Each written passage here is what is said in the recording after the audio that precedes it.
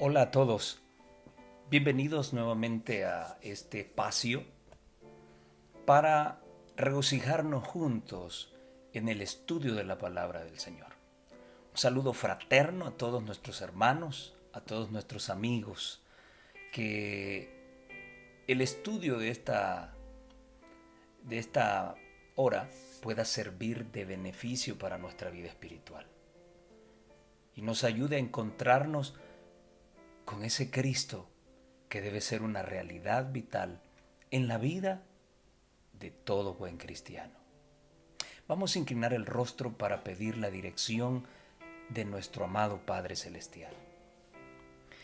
Señor que estás en los cielos, cuán hermoso y maravilloso y poderoso es tu nombre en toda la tierra. Te damos gracias porque después de una semana de trabajo hemos podido contar con tu compañía. No solamente hubo trabajo, sino que también tuvimos el privilegio de abrir tu palabra día tras día y gozarnos, Señor, en este tremendo tema que hemos estudiado.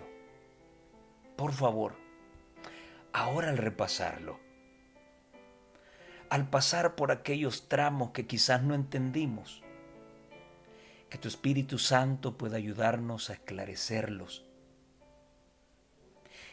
y que lo aprendido podamos interiorizarlo y capitalizarlo de la mejor manera y prepararnos para el futuro que nos espera antes de encontrarnos contigo.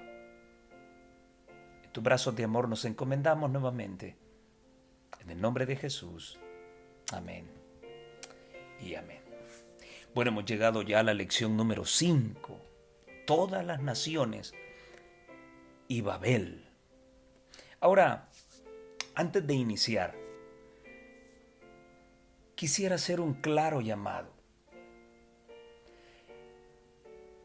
Es impresionante estudiar estas lecciones del Génesis y hacer un repaso por la historia, acontecimientos históricos que ya ocurrieron. Y me parece fantástico estudiar la etimología de esa terminología que nos ayuda a entender más la enseñanza que Dios quiso dejar en la vida de cada ser humano. Pero, pero, yo quisiera que el objetivo del estudio de esta lección de este trimestre no sea solo eso. Debe haber una aplicación hacia el futuro. La historia volverá a repetirse.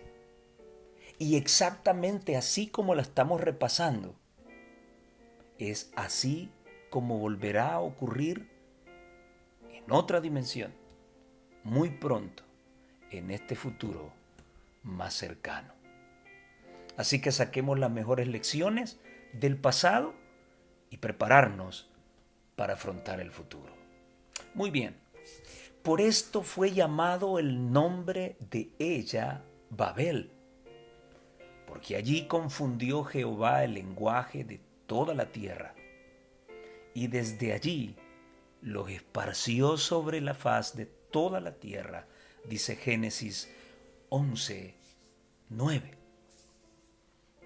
A través del inicio de la historia humana, Satanás se toma en serio el conflicto con la simiente de la mujer. Después de hacer caer a nuestros primeros padres, estropeó los planes de Dios influyendo sobre la vida de Caín, que fue el estudio de hace unos días, quien dio muerte a su hermano. Luego Dios vuelve a darle secuencia al linaje prometido, levantando a Set, de cuyo linaje se levantarían los hijos de Dios. Pero nuevamente Satanás obstruye el crecimiento de la simiente prometida al inducir a los hijos de Dios a mezclarse con las hijas de los hombres. Una y otra vez Satanás se empecina ahogando la simiente de la mujer, hasta que Dios decidió poner fin a todo aquello que era bueno en gran manera pero que el pecado lo había echado a perder. Pero no todo estaba perdido. En Noé, Dios encontró la forma de hacer prosperar la simiente de la mujer. Y para erradicar el mal, Dios destruyó la tierra con un diluvio y levantar un nuevo linaje a través del justo Noé. La simiente de la serpiente resurge nuevamente a través de Nimrod, el valiente sobre la tierra, el primer valiente sobre la tierra, quien convence a los hombres a levantar una torre tan alta que les ayudaría a escapar de los juicios de Dios. Si éste se decidía por enviar otro diluvio. Puede descubrir cómo Nimrod no confiaba en el pacto de Dios hecho a Noé. Puso su arco en las nubes como señal de que nunca destruiría la tierra con un diluvio. Pero parece ser que Nimrod desconfía de Dios. ¿Cómo es que Nimrod logró alcanzar tanta popularidad en aquel entonces? Cuenta la historia antigua de que Nimrod, con sus propios brazos, se enfrentó a un toro y lo desnucó, le torció la cabeza, y luego que lo mató, con sus cuernos se hizo un sombrero. Y entonces la gente llegó a tenerle mucho respeto porque este hombre tenía una tremenda fuerza y tenía un tremendo intelecto para llamar la atención de las personas. La Biblia lo llama cazador de hombres, pero en este caso lo que la historia trata de resaltar es que Nimrod era un cazador de hombres para ponerlos en contra de Dios. Vemos entonces en la vida de Nimrod el resurgimiento de los principios y el corazón orgulloso del enemigo de las almas, de Lucifer. Historia de la Redención, página 74, dice lo siguiente. Algunos de los descendientes de Noé pronto comenzaron a apostatar. Una parte siguió el ejemplo de Noé y obedeció los mandamientos divinos. Otros fueron rebeldes e incrédulos y ni siquiera creían lo mismo con respecto al diluvio. Algunos no creían en la existencia de Dios y en sus mentes atribuyeron esa catástrofe a causas naturales, exactamente como el mundo científico trata de hacerlo hoy. Otros creían que Dios existía y que había destruido a la raza antediluviana por medio de un diluvio. Y sus sentimientos, a semejanza de los de Caín, se rebelaron contra Dios porque había destruido a los hombres que habitaban la tierra y la había maldecido por tercera vez mediante este cataclismo. Los enemigos de Dios se sentían diariamente reprobados por la conducta justa y la vida piadosa de los que lo amaban, obedecían y exaltaban. Lo mismo que ocurre hoy, queridos amigos. Los incrédulos se consultaron y decidieron separarse de los fieles, cuyas vidas justas constituían una constante restricción para su conducta impía. Viajaron hasta alejarse bastante de ellos y escogieron una gran planicie para habitar en ella. Construyeron una ciudad y concibieron la idea de edificar una enorme torre que llegara hasta las nubes para poder vivir juntos en la ciudad y en la torre y no ser dispersados jamás. Tremenda historia. Lo mismo que se vivió en aquel tiempo es lo mismo que exactamente se está viviendo hoy en la actualidad. Los impíos se sienten mal habitar con los justos. Y esa confrontación que nace del corazón de los impíos es lo que provocará esa futura guerra que empezamos entre dos hermanos. La historia de Caín y Abel pronto volverá a repetirse. Pero a pesar de todo esto, como los hombres siempre buscan descarriarse de Dios, nuevamente Dios entraría en la historia para cumplir su promesa de salvación. Qué tremendo, qué maravilloso es Dios. A pesar de lo que somos, siempre Él tiene en mente su plan de salvación. ¿Cómo lo haría? Valiéndose de la maldición de Cam y la maldición de los fabricantes de la torre. De esa manera conseguiría una bendición para todas las naciones. Ahora, ¿qué ocurrió con la maldición de Cam? En Génesis 9, del 18 al 27, encontramos algunos paralelismos vinculados con este evento ocurrido. ¿Qué paralelismos? Bueno, vamos a comparar lo que aconteció con Adán y cómo se parece esto a lo que aconteció con Noé. Por el lado de Adán, hemos estudiado que comió del fruto prohibido. Por el lado de Noé, el jugo de uva se fermentó en su estómago. Recordemos que las destilerías de alcohol no existían en aquel entonces. Simple y sencillamente parece ser que Noé tomó demasiado vino. Este permaneció mucho tiempo en su estómago y se pudrió dentro de su estómago, se fermentó y como resultado se formó alcohol y ese alcohol lo embriagó. Pero el vino que bebió era vino puro, de uva, no estaba fermentado. El exceso de ese vino fue el que se fermentó en su estómago por permanecer mucho más tiempo del tiempo normal por las cantidades que había ingerido. Por el lado de Adán, su pecado reveló su desnudez.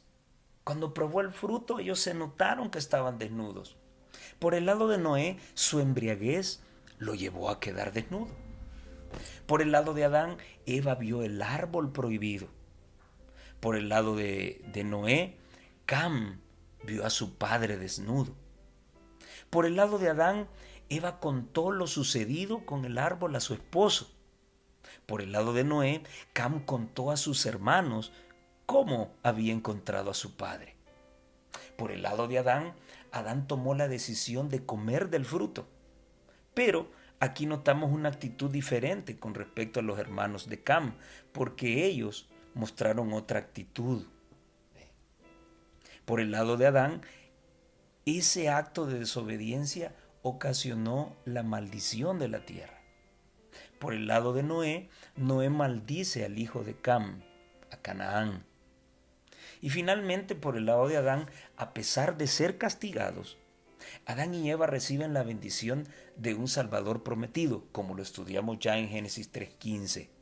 Ahora, por el lado de Noé, el respeto que mostró Sem y Jafet hacia su padre fue recompensado con una bendición. Qué bonito los paralelismos, cómo se cruzan ambas historias y llevan la misma hilación, ¿sí? Aparece el pecado, pero siempre aparece Dios intercediendo y buscando de qué manera poder salvar a la humanidad. El libro Historia de los Patriarcas y Profetas, la página 111, dice lo siguiente.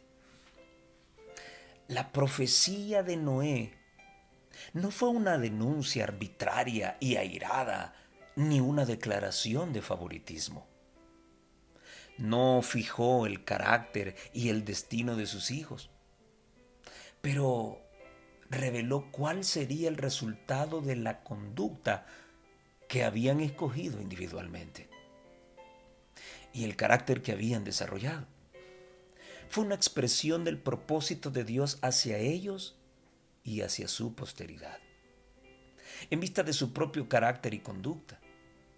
Generalmente, los niños heredan la disposición y las tendencias de sus padres e imitan su ejemplo, de manera que los pecados de los padres son cometidos por los hijos de generación en generación. Así la vileza y la irreverencia de Cam se reprodujeron en su posteridad y le acarrearon maldición durante muchas generaciones. un pecador destruye mucho bien, menciona ella a Eclesiastés 9:18. Por otro lado, sigue diciendo, cuán ricamente fue premiado el respeto de Sem hacia su padre, y qué ilustre serie de hombres santos se ve en su posteridad. Y luego cita Salmo 37, 18, 26, conoce Jehová los días de los perfectos, y su simiente es para bendición. Quiero rescatar algo vinculado con esta cita del espíritu de profecía, y es con respecto a cómo generación tras generación los hijos cometen los pecados que cometieron sus padres. Pero ¿qué es lo que ella dijo que heredan los hijos? Hay muchos movimientos religiosos evangélicos que creen que uno hereda los pecados de los papás. Pero esto no es lo que ella dijo. Ella dijo de que los niños heredan la disposición y las tendencias de sus padres e imitan su ejemplo. No está diciendo que heredan sus pecados.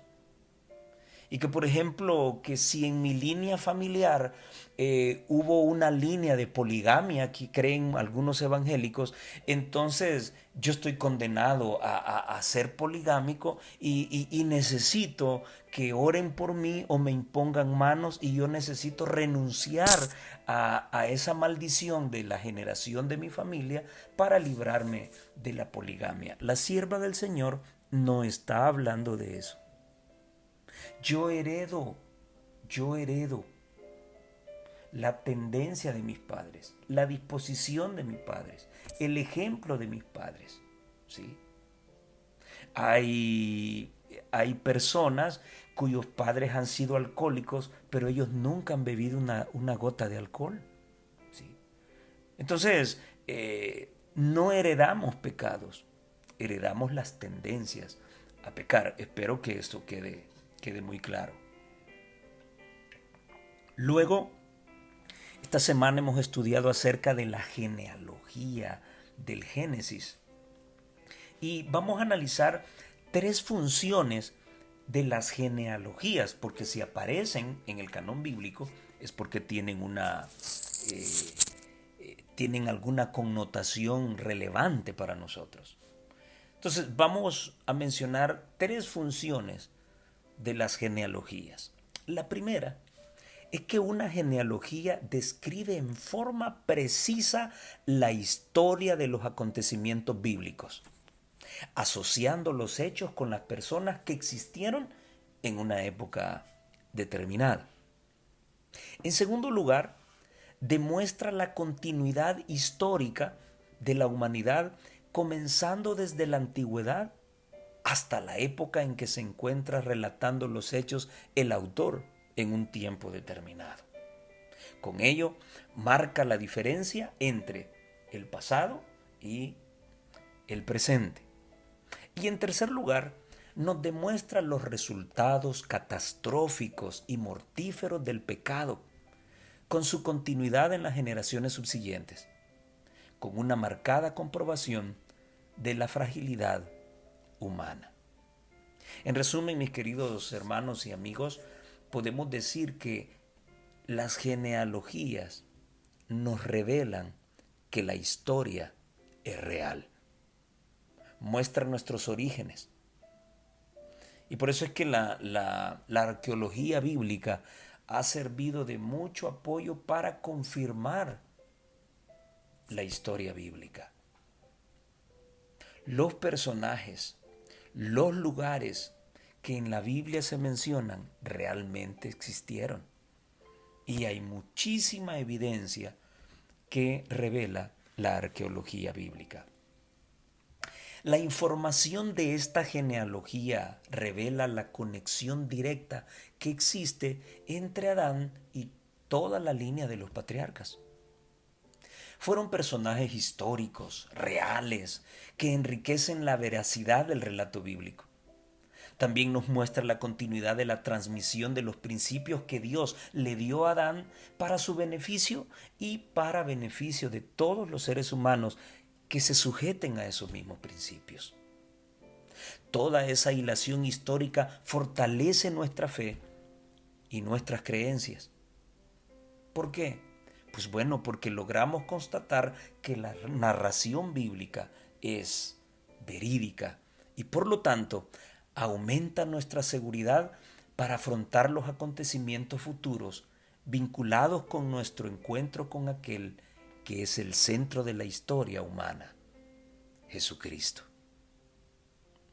Y ya Hechos 17 del 23 al 28, recordando la experiencia de Pablo en el Areópago, tremenda historia esa. Dicen los versículos 23 al 28 de Hechos 17, porque pasando y mirando vuestros santuarios, está hablando Pablo a los griegos, hallé también un altar en el cual estaba esta inscripción: al Dios no conocido. Aquel pues que vosotros honráis sin conocerle, a este os anuncio yo, el Dios que hizo el mundo y todas las cosas que en él hay. Este, como sea Señor del cielo y de la tierra, no habita en templos hechos de manos, ni es honrado con manos de hombres, necesitado de algo, pues Él da a todos vida y respiración y todas las cosas.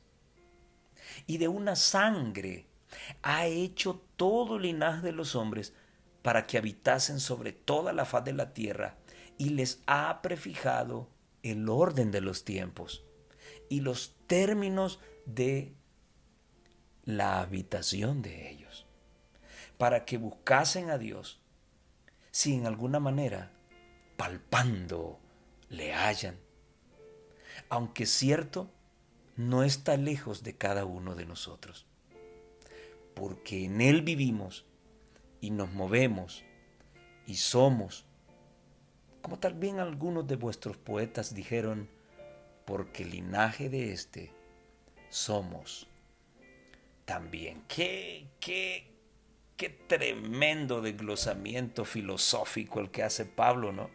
Los griegos eran politeístas, tenían muchos dioses.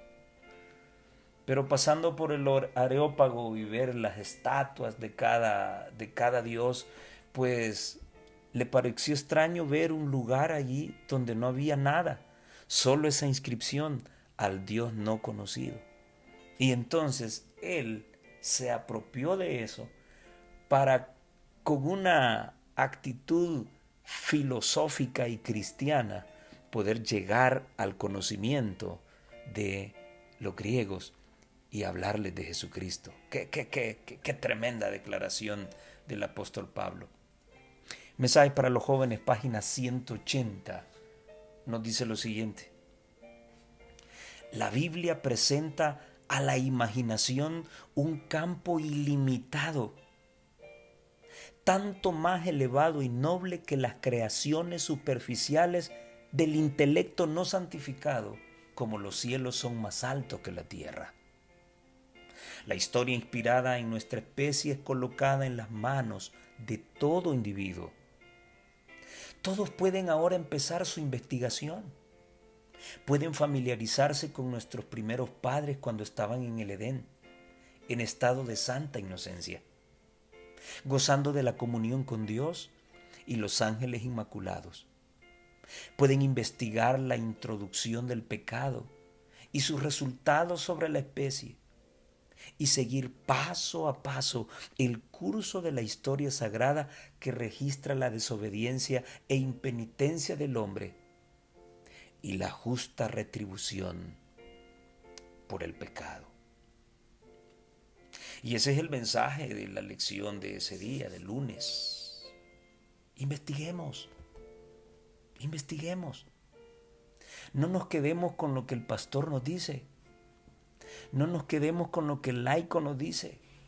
No nos quedemos con lo que el anciano, el líder nos dice. o lo que hemos escuchado en un video.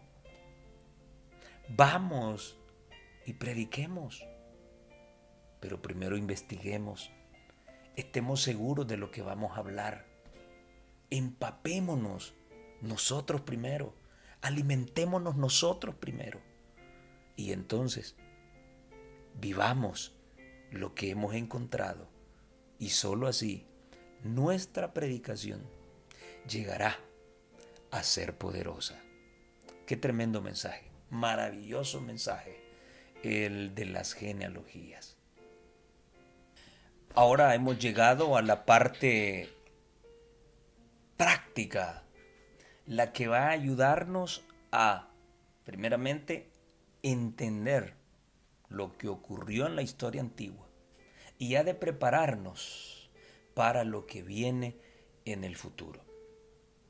Si no lo estudiamos de esa manera, entonces corremos el riesgo de repetir la historia y perder nuestra existencia futura.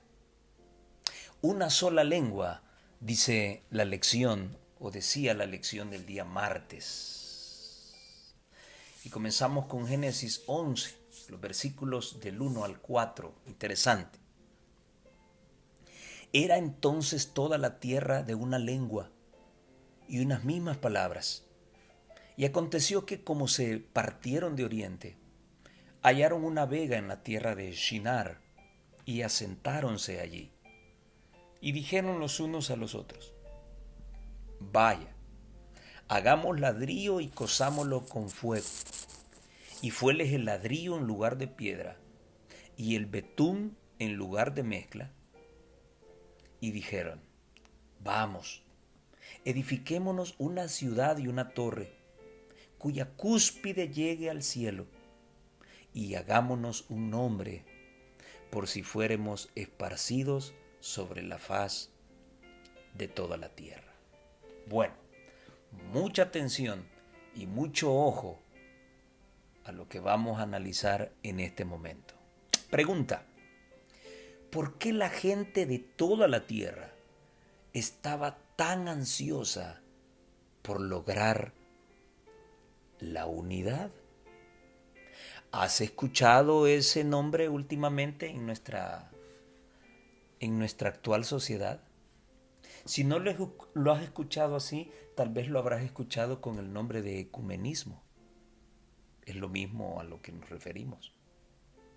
Al hablar de toda la tierra, la escritura hace alusión a la pequeña cantidad de personas que vivía después del diluvio y que representaba en ese momento, en ese entonces, a todo el mundo. Estas personas parece ser que tenían dos propósitos bien definidos. El primero, ocupar y usurpar el nombre de Dios. No pierdan eso. Y el segundo, huir de los juicios de Dios. Tremendo el orgullo humano hasta dónde llega. Analicemos el primer punto. Ocupar y usurpar el lugar que a Dios le corresponde. Las palabras dijeron y hagamos de los versículos 3 y 4 contrastan con las expresiones de Dios en el relato de la creación. Eso podemos recordarlo y revisarlo en Génesis capítulo 1, versículos 3, 6, 9, 11, 14, 20, 22, 24, 26, 28 y 29, donde Dios dijo y las cosas existieron.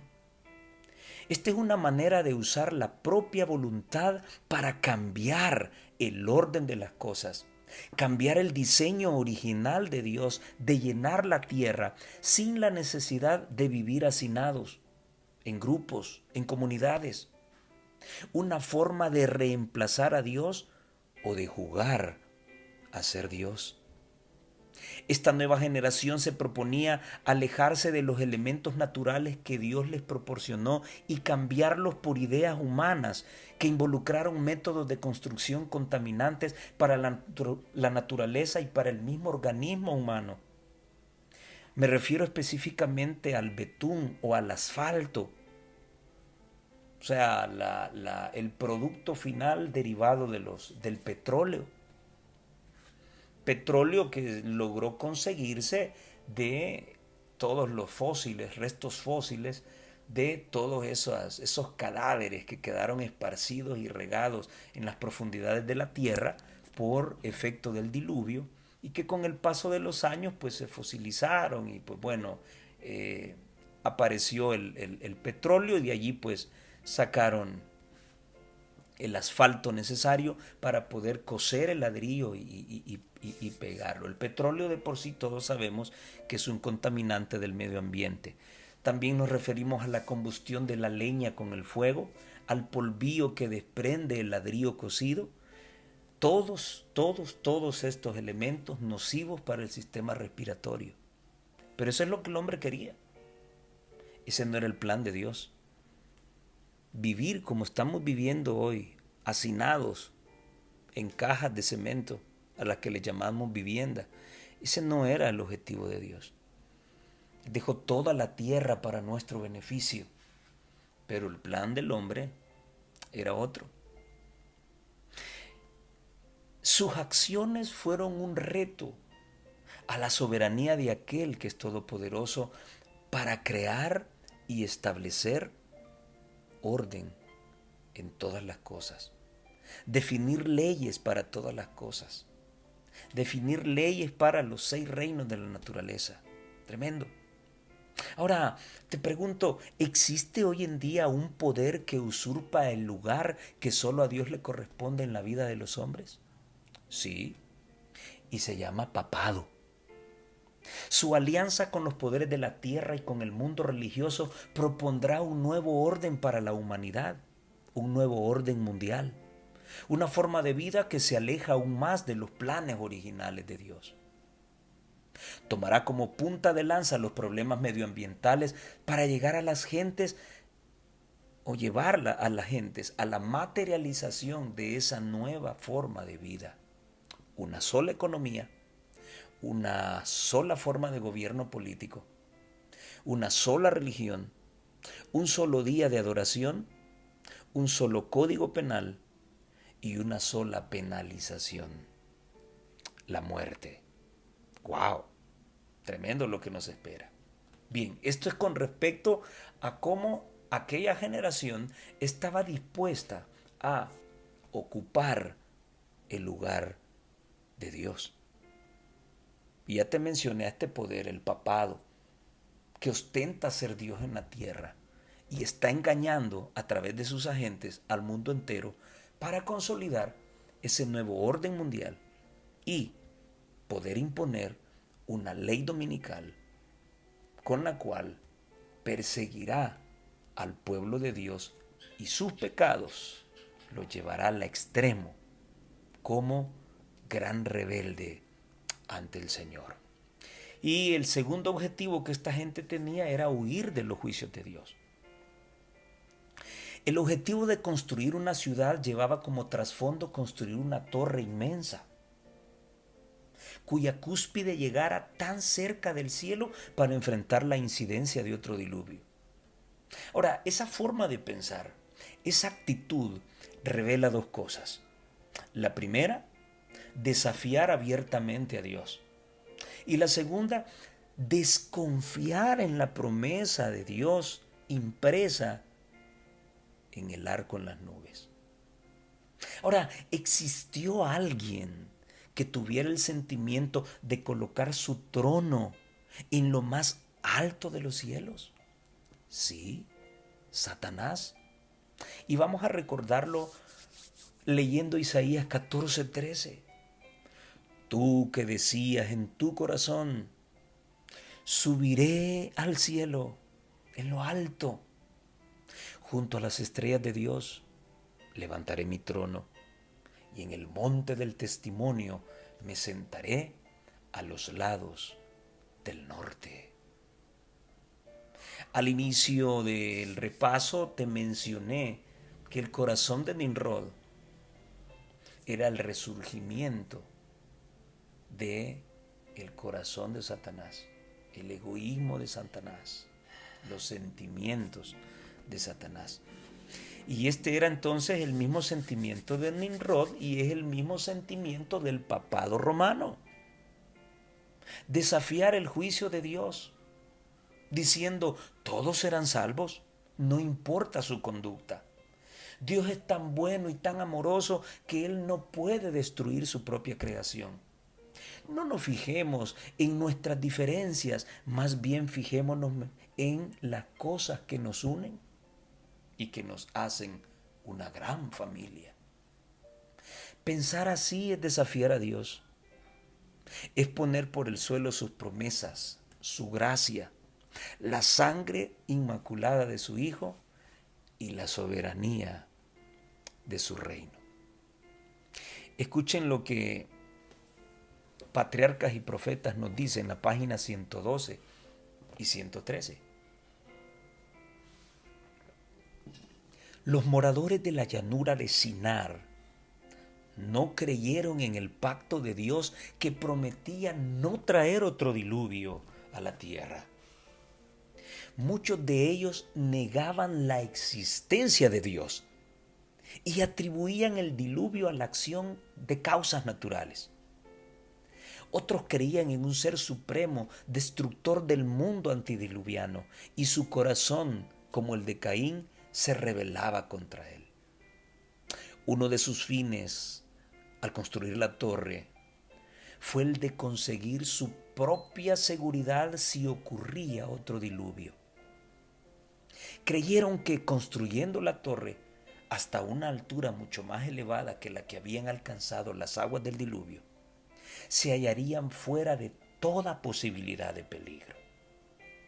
Y al poder ascender a la región de las nubes, esperaban descubrir las causas del diluvio. Científicos, Toda la empresa tenía por objeto exaltar aún más el orgullo de quienes la proyectaron y apartar de Dios la mente de las generaciones futuras y llevarlas a la idolatría.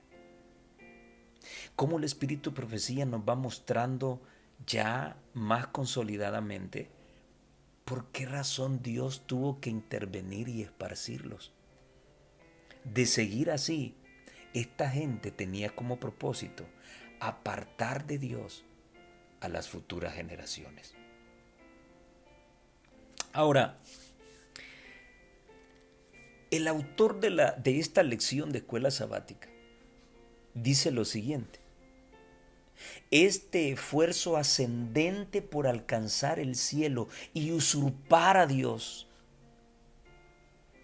caracterizará el espíritu de Babilonia. Yo te pregunto, ¿cuál Babilonia? ¿Por qué no lo dice con nombre y apellido? Respeto mucho a Jacques Duhan. Me gusta el simposio de Daniel y Apocalipsis que escribió. Pero, ¿por qué quedarse con el espíritu de Babilonia? ¿Cuál Babilonia? ¿Por qué no decir las cosas con nombre y apellido? ¿Por qué seguimos hablando en clave de tal manera que la gente tenga que adivinar quién es la Babilonia espiritual? ¿Por qué tenemos miedo de denunciar al enemigo de la libertad de culto? Lo ocultemos o no, lo digamos o no, el papado romano es el enemigo de Dios y de su pueblo. Y ese poder, él orquestará el levantamiento de la moderna Torre de Babel, el nuevo orden mundial.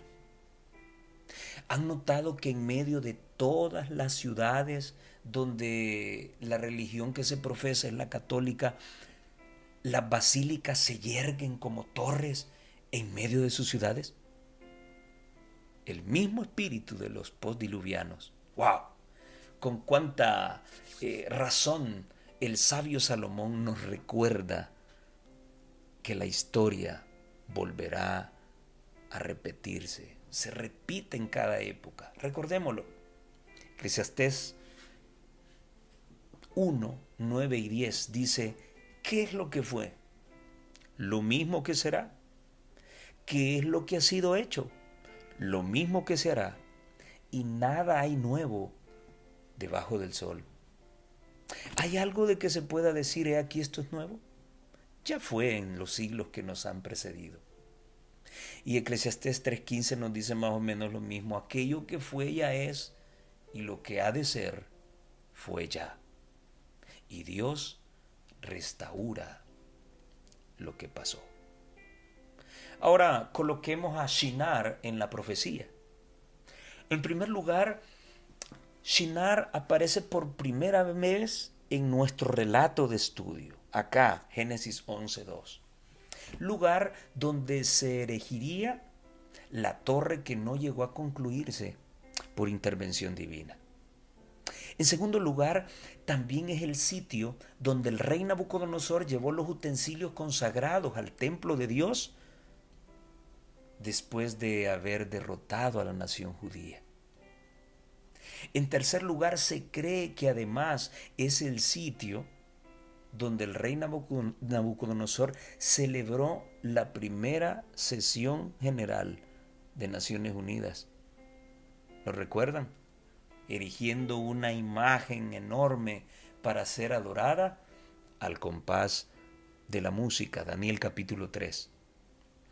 Y en cuarto lugar, en la ciudad de las 7 colinas, donde se asienta la gran ramera del Apocalipsis, el capítulo 17, o sea, la città del Vaticano, la ciudad del Vaticano. El papado, en alianza con la segunda bestia de Apocalipsis 13, que representa a los Estados Unidos de Norteamérica, erigirán una imagen del papado, o sea, la primera bestia de Apocalipsis 13.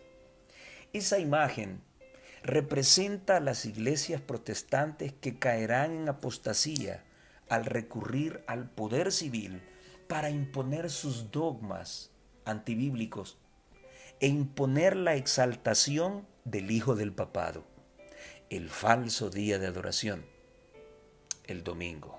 Qué tremenda aplicación.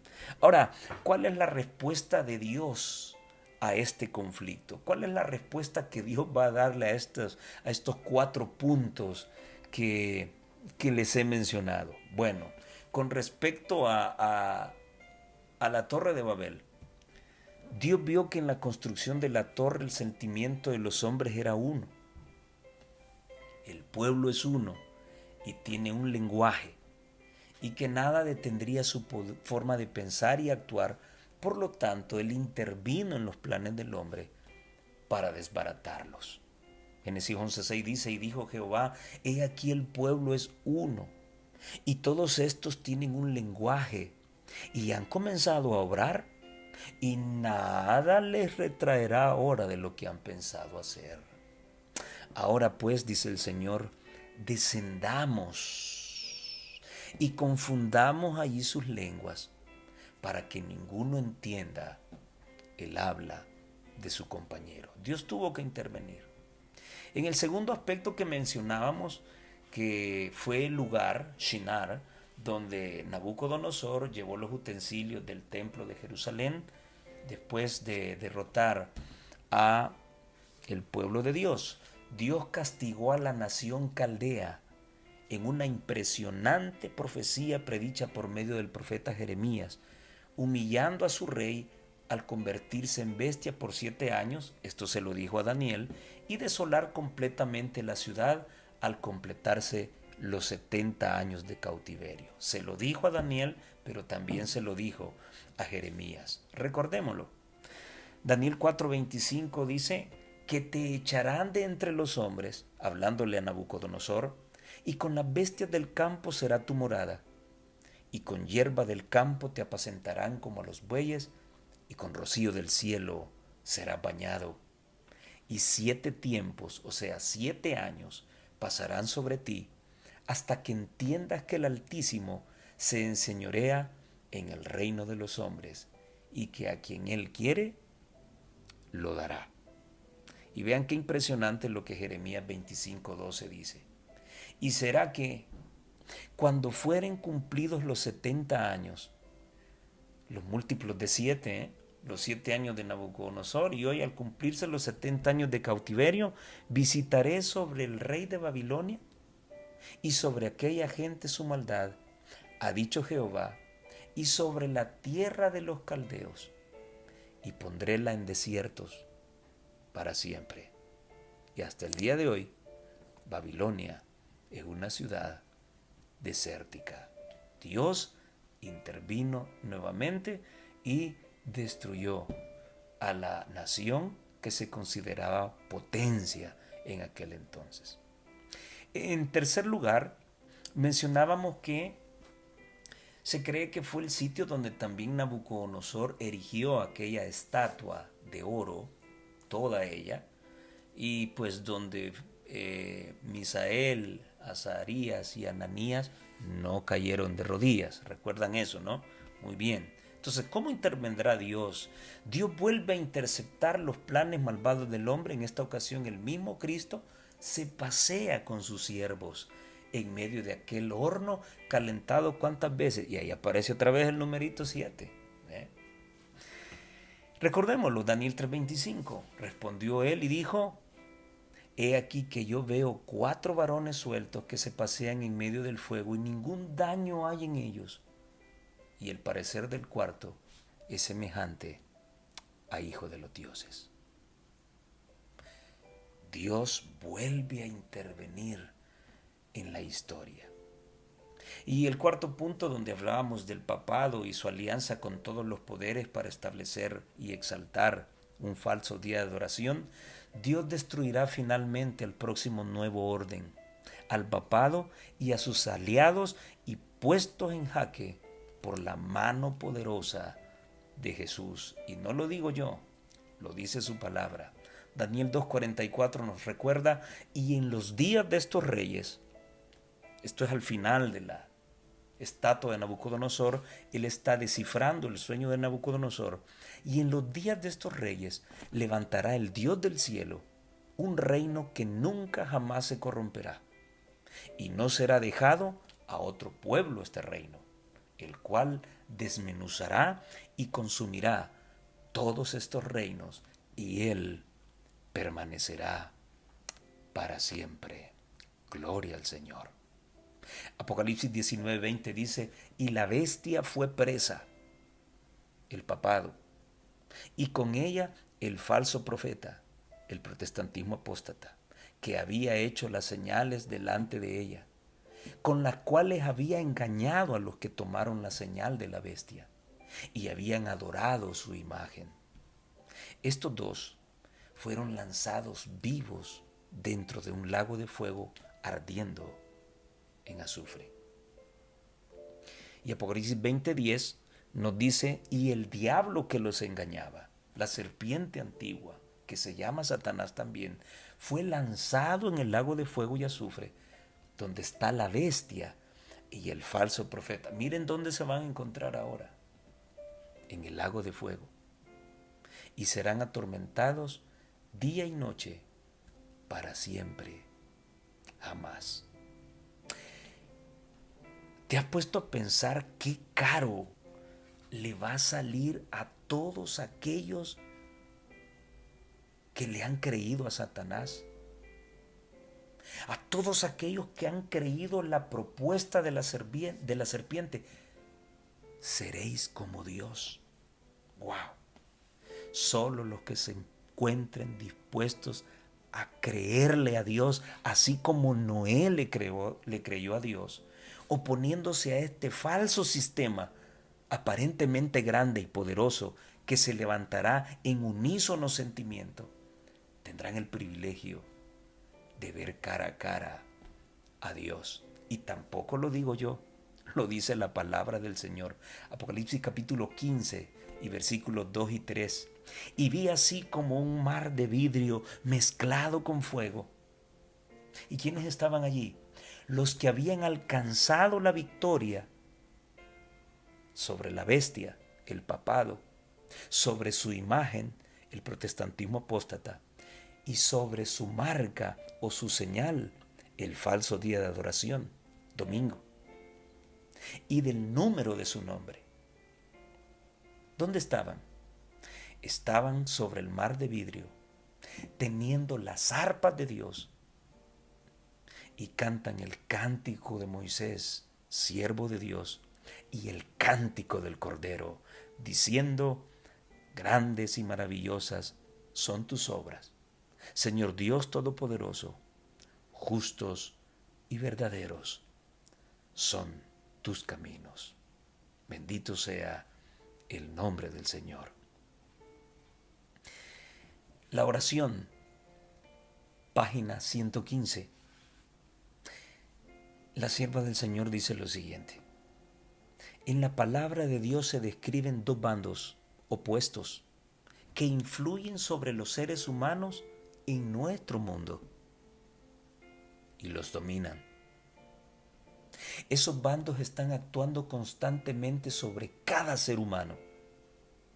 Los que están bajo el dominio de Dios y la influencia de los ángeles celestiales podrán discernir las astutas artimañas de los poderes invisibles de las tinieblas.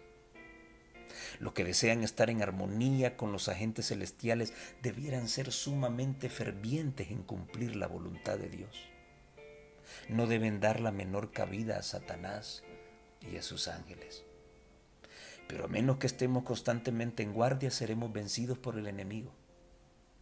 Aunque a todos ha sido manifestada una solemne revelación de la voluntad de Dios acerca de nosotros, sin embargo, el conocimiento de esa voluntad no excluye la necesidad de elevar fervientes súplicas a Dios en busca de ayuda y procurar diligentemente cooperar con Él en respuesta a las oraciones ofrecidas. Él cumple sus propósitos por medio de instrumentos humanos. Descendamos, decía el día miércoles. El humano, cuando se propone pecar, se ingenia un sinfín de estrategias para lograr su cometido sin levantar sospechas, sin que nadie lo vea y que nadie lo delate. Si te escondes para hacer algo, tu actitud revela que lo que vas a hacer no es bueno, pues puede acarrearte vergüenza a ti y a los tuyos. Pero en ese ejercicio, nadie recuerda que Dios lo ve todo y que es imposible ocultarse de Él. Por lo menos así lo describe Salmo 139 del 7 al 12. ¿A dónde me iré de tu espíritu? ¿Y a dónde huiré de tu presencia? Si subiere a los cielos, ahí estás tú.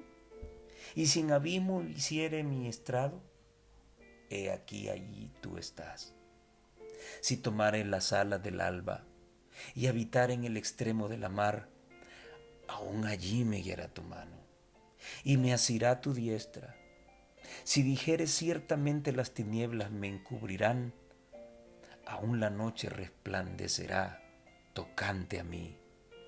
Aún las tinieblas no encubren de ti, y la noche resplandece como el día. Lo mismo te son las tinieblas que la luz. Recordemos que los postdiluvianos no solo construirían una torre, también una ciudad. La ciudad sería el asentamiento de un poder universal unificado para honrar su voluntad, su intelecto, su conocimiento. La torre sería el dispositivo que emplearían para buscar la salvación por sus propios medios, confrontar a Dios y desafiar sus juicios. Dios no necesitaba bajar, Él todo lo sabe y todo lo observa. Pero el hecho de descender demuestra que Dios puso atención especial a sus ideas, a ese desafiante plan de aquella generación. A pesar que ellos pensaban subir y llegar a lo más alto posible, Dios haría lo contrario. Quien está en las alturas había decidido descender para ver ese plan tan tonto. Esto nos deja una gran lección, queridos hermanos y amigos, por más alto que querramos llegar, Dios siempre está encima de nosotros porque Él es soberano.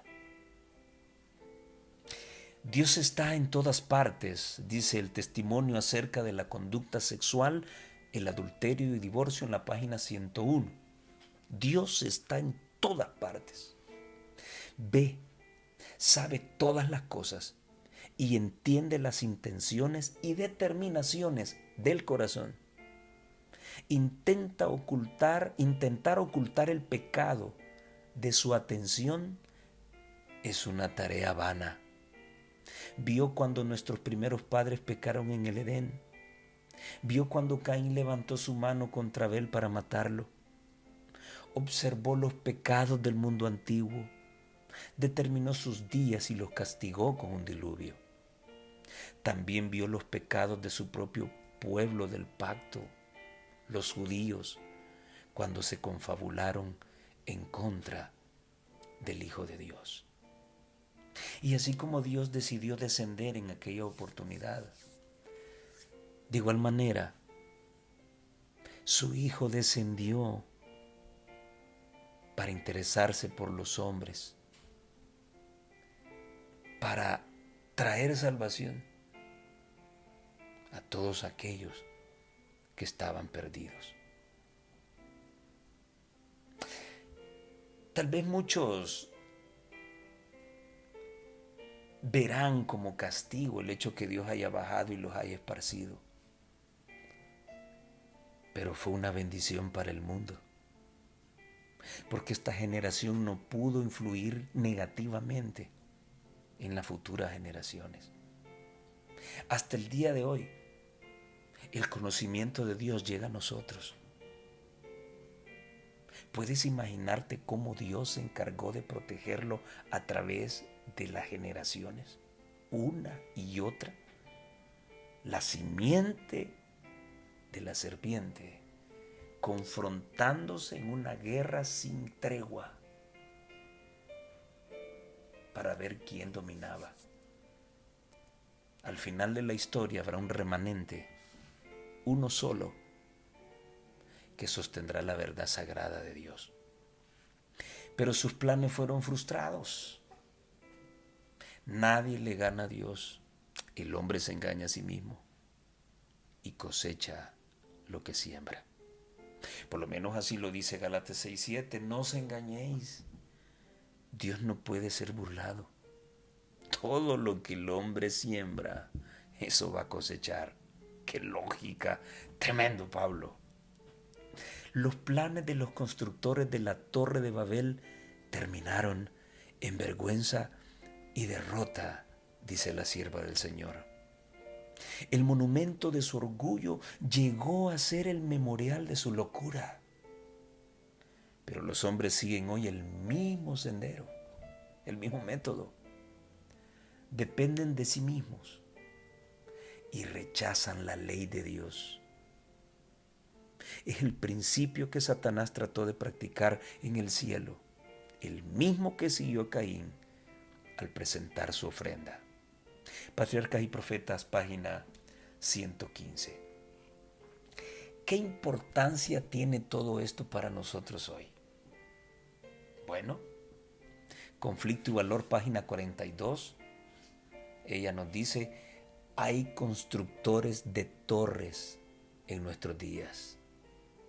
Los incrédulos formulan sus teorías sobre supuestas deducciones de la ciencia y rechazan la palabra revelada de Dios. En el mundo que profesa ser cristiano, esto es para ti, hermano evangélico que me escuchas, en el mundo que profesa ser cristiano, muchos se alejan de las claras enseñanzas de la Sagrada Escritura y construyen un credo fundado en especulaciones humanas y fábulas agradables y señalan su torre como una manera de subir al cielo. Y en el mismo problema estamos cayendo, hermanos adventistas. El tiempo de la investigación de Dios ha llegado. El Altísimo descenderá para ver lo que los hijos de los hombres han construido.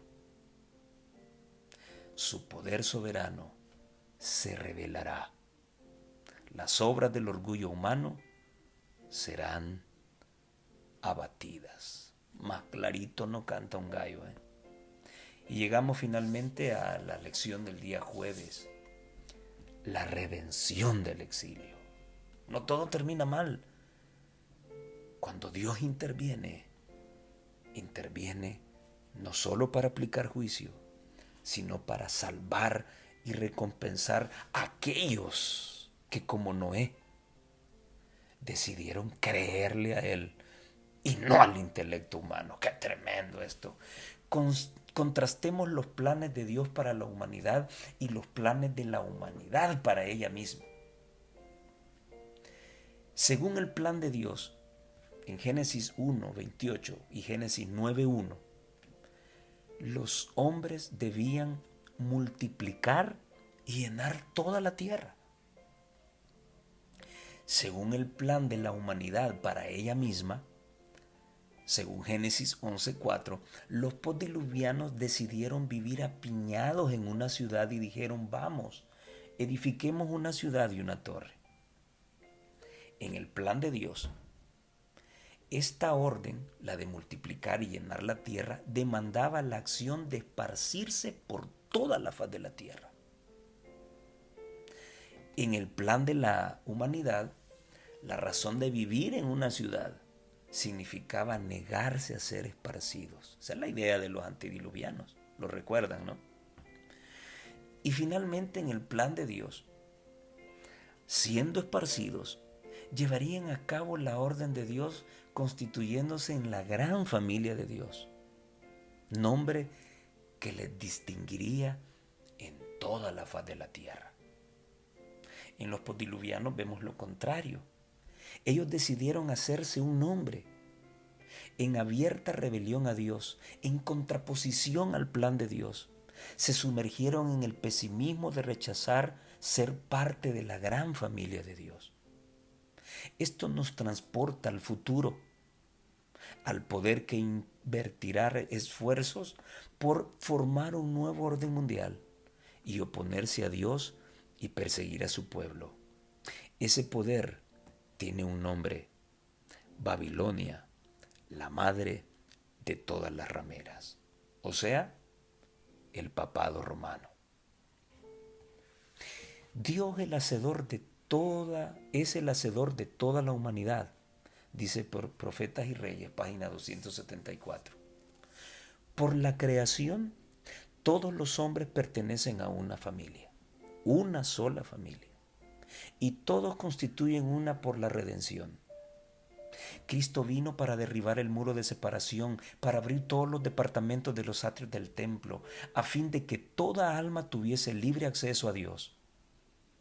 Su amor es tan amplio, tan profundo y completo que lo compenetra todo. Arrebata de la influencia satánica a aquellos que fueron engañados por sus seducciones y los coloca al alcance del trono de Dios, al que rodea el arco iris de la promesa. En Cristo no hay judío ni griego, ni esclavo, ni hombre libre. Por otro lado, queridos amigos y hermanos, quiero enfatizar que Babel, como nos lo presenta la lección, Babel no significa puerta de Dios. Y aparece con D mayúscula, refiriéndose al Padre. Y que por eso querían llegar a la puerta de Dios, porque se creían Dios. Esto es peligroso, ¿saben? Porque si la gran ramera Babilonia, que representa al papado romano y a su ciudad, el Vaticano, es la encargada de orquestar para nuestro tiempo un nuevo orden mundial, cualquiera podría correr el riesgo de pensar que esa moderna Babilonia, el Vaticano, es la puerta del cielo.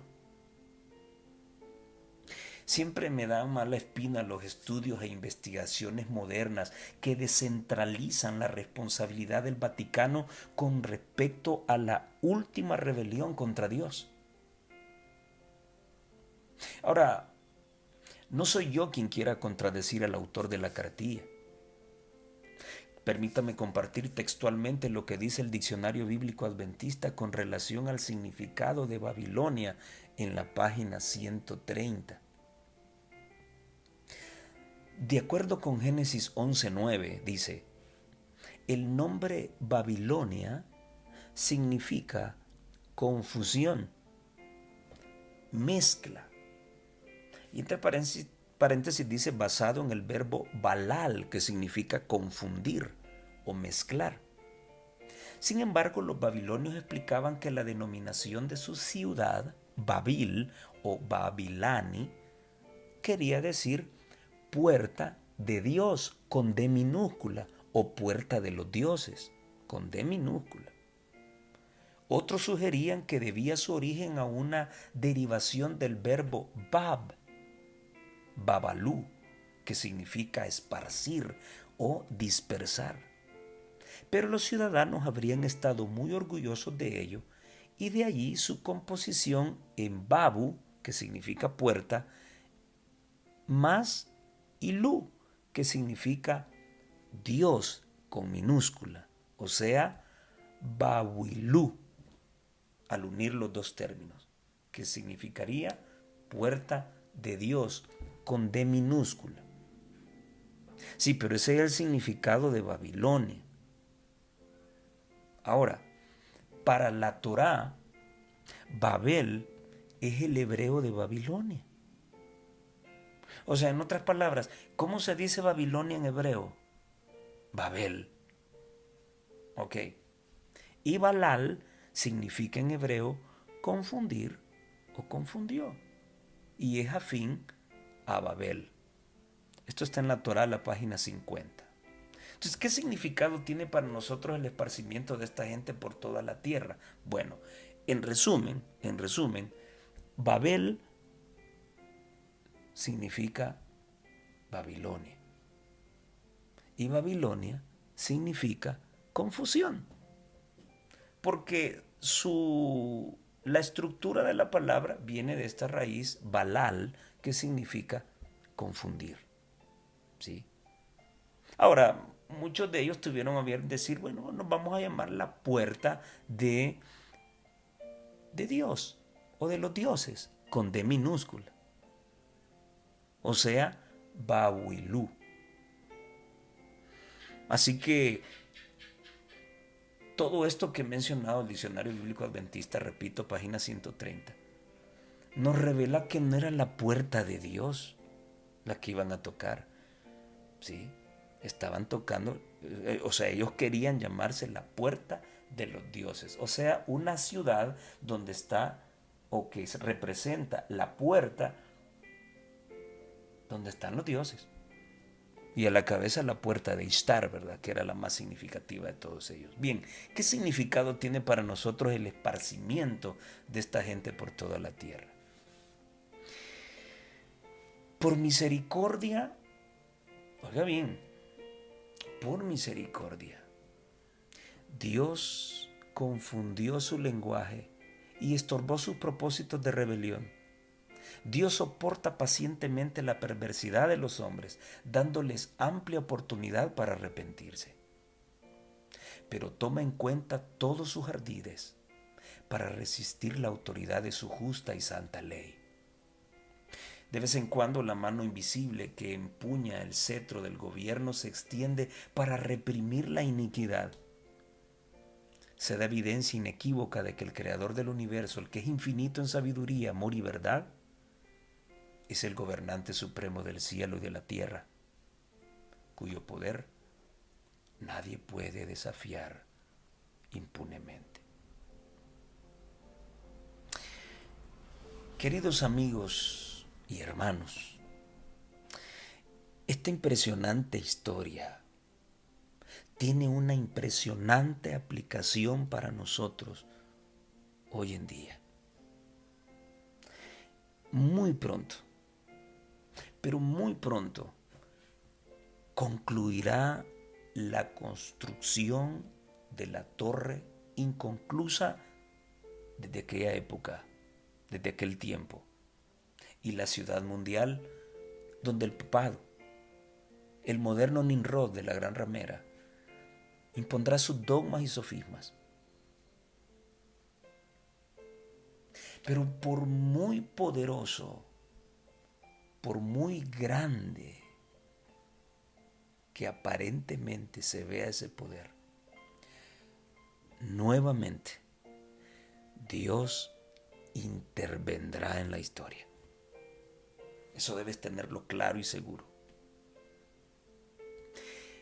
Él aparecerá y finalmente destruirá el orgullo de Satanás y el orgullo del hombre. La gran pregunta con la que quiero dejarte es, ¿te estás preparando en serio para ese momento? ¿O crees que esto es una fábula? No te confundas. Muchos dicen y predican, Cristo viene, Cristo viene, Cristo viene, pero su estilo de vida, su forma de vivir la vida cristiana, parece ser que revela lo contrario, que Cristo no viene todavía. ¿A quién debes creerle? ¿A Dios o al hombre? Esa es la gran decisión que debes tomar, porque tu destino se concentra en esa decisión que vas a tomar. Espero que esta lección haya sido una gran bendición para tu alma. Que el Señor te bendiga y nos vemos en la próxima.